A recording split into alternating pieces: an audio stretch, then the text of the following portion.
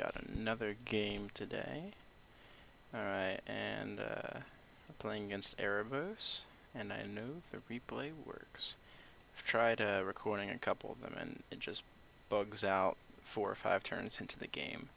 I've submitted a report, and if people want, I can upload those videos, but there's nothing terribly great in them. I played this game a little while ago. Dark Hollow, great pilot for the Erebos deck.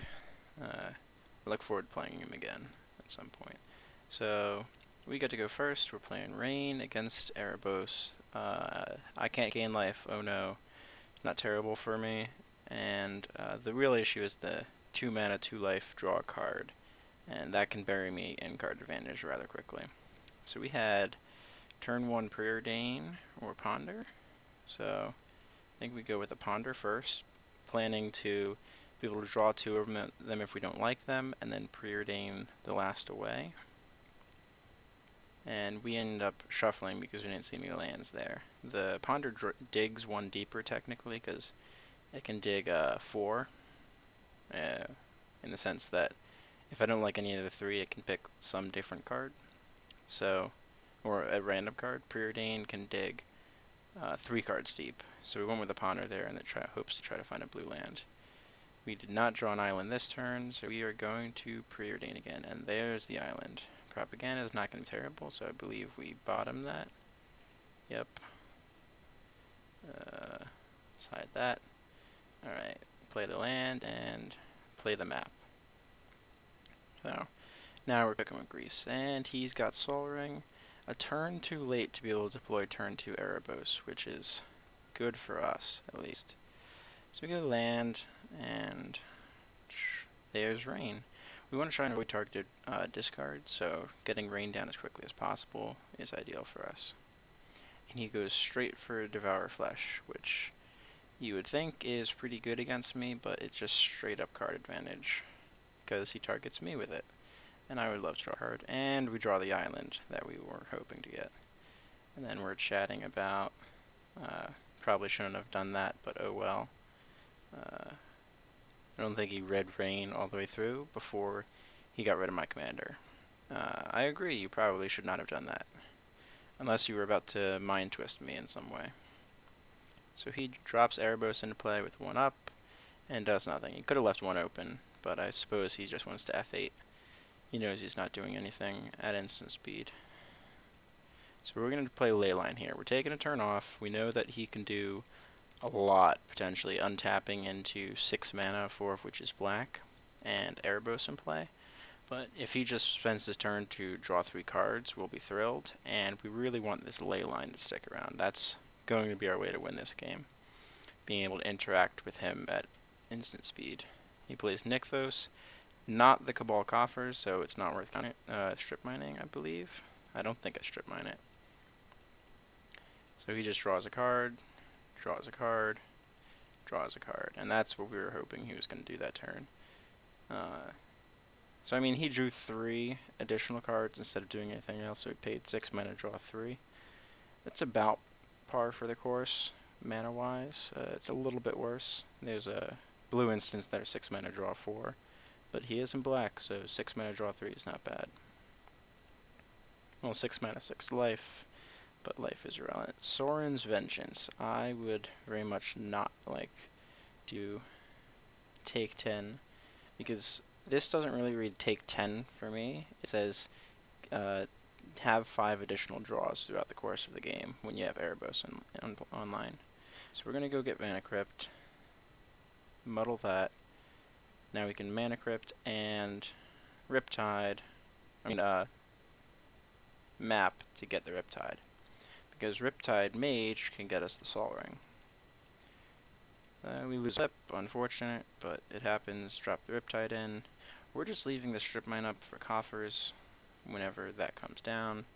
Everything we are doing is instant speed. Mind Stone, that's fine. More ramp. So 5 mana Teferi. And he's got to respond to Teferi, otherwise he's done interacting at instant speed. So he scours the Mana Crypt, and I don't think that was the correct play. So we drop Teferi. I think he mentions that. Oh, I think that's what he's talking about for the scour. Oops, jumped the gun on that for you guys. Alright, so we bounce our Trinket Mage back in our turn, draw, play land, play Trinket Mage, get the ring, deploy ring, and have 6 mana open. So our plan is to Beguiler or Diplo plus Solemn.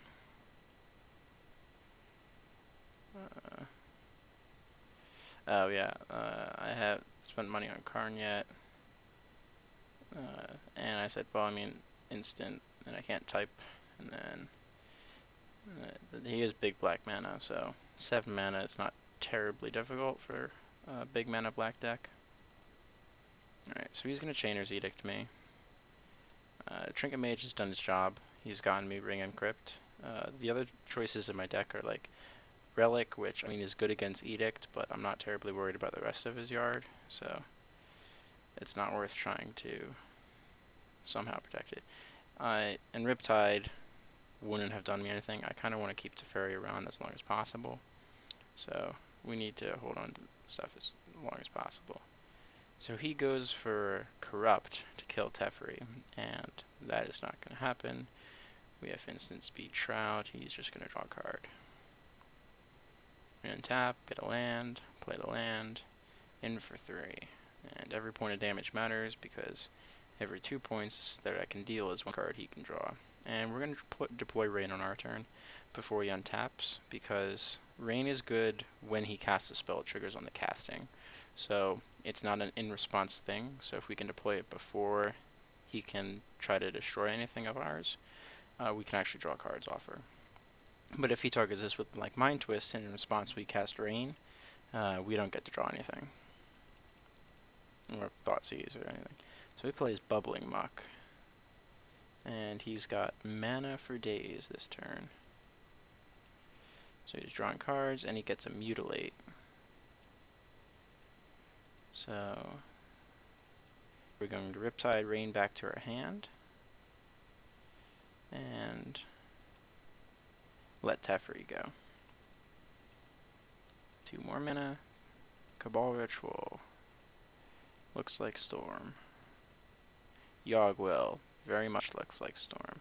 Replays the land. I don't know if that was the best play or not the best play, so we'll see. He Cabal Rituals again, but he is at 0 cards in hand, so he's sort of locked into spending all of this mana to draw. He goes for Bubbling Muck. I respond with Strip Mine on a Swamp just to cut him off some of his mana some, because this is 1 less card that he'll be able to draw because it produces 1 less mana. So he's going to go 1, 2, 3, 4, 5, 6 on top of 7. It's going to be 13, so he'll be able to draw 6 cards with all this mana.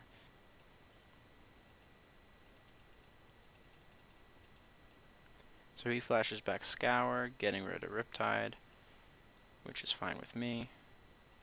He Cabal Rituals, and Sorin's Vengeance me.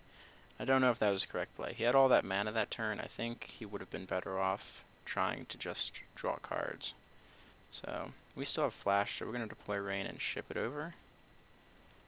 And he draws a card, and now he's doing the draw that I think he should have done last turn. If he had drawn instead of used Sorin's Vengeance, yeah, he'd be at 10 less life, but he would have untapped with all of this mana.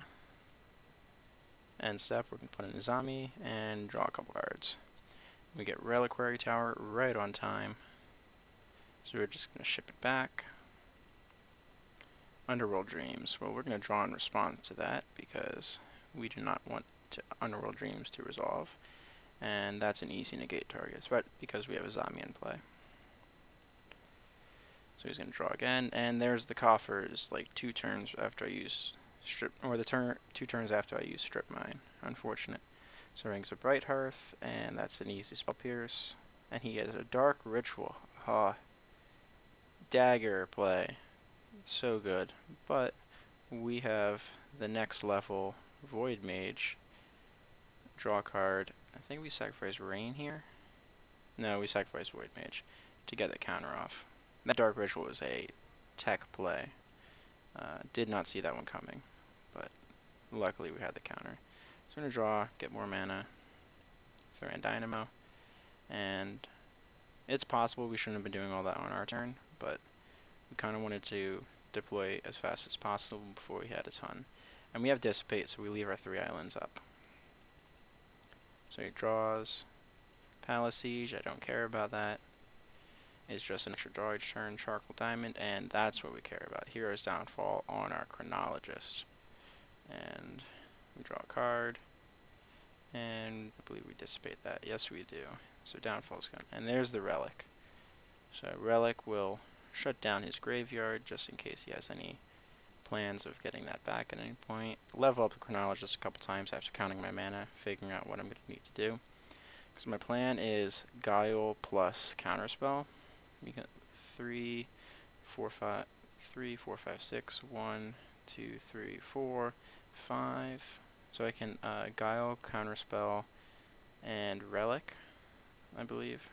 3, 5, 11, 12, 6, 7, 8, 9, 10. Yeah, that's it. So it's Guile, Counterspell, play, and crack Relic. And draw another card. I care more about getting card advantage ahead of him and keeping pace with Erebos than trying to actually deal damage to him. Because his card advantage hurts him, mine does not. So we're just going to try to get ahead as quickly as possible. Hymn to Torok. That is not cool, so we're going to counterspell that. And we probably should have Guiled and then counterspelled, but I kind of wanted to leave the mana up for Sower. He's 2 devotion away, and we want him to turn on devotion so we can slam Sower, take Erebos, and then he'll be effectively shut out of the game. Because then he has no card advantage. Raven's Crime, draw a card, discard a card, and I think he's talking about... Oh, I talked about Guile plus Counterspell reacting to him, send it back to him. I realized my misplay after the fact. Myers Toll, I do not want that to happen, so we put Magus, and boom, there's a dismiss, but of course we don't have the blue mana, so I'm going to draw a card, hope he takes the dismiss, play Relic, and let him take a look, and he takes the dismiss out of my hand, which I thought odd, but I suppose it's because he wanted to do something. And after seeing my hand, how stacked it is, he packs it in. Dark Hollow 23 played a great game. It's just, once the zombie gets going, my card advantage is going to be better than his card advantage. Mine doesn't hurt me. If I can untap my creatures in some way, like with Pemin's Aura, that's in this deck, I can get even more card advantage than Erebos is going to put out. And more importantly than anything else, mine doesn't cost me mana, and he has to spend his mana to draw cards. Guile's since been cut from the deck. It was part of a combo that I thought worked a certain way, and it didn't. The Decree of Silence Guile combo. It doesn't actually work for an infinite counter. It just counters 3 things and gives me the next 3 things that they cast. So instead of just feeding spells into Decree of Silence, they have to be careful about what spells they feed me.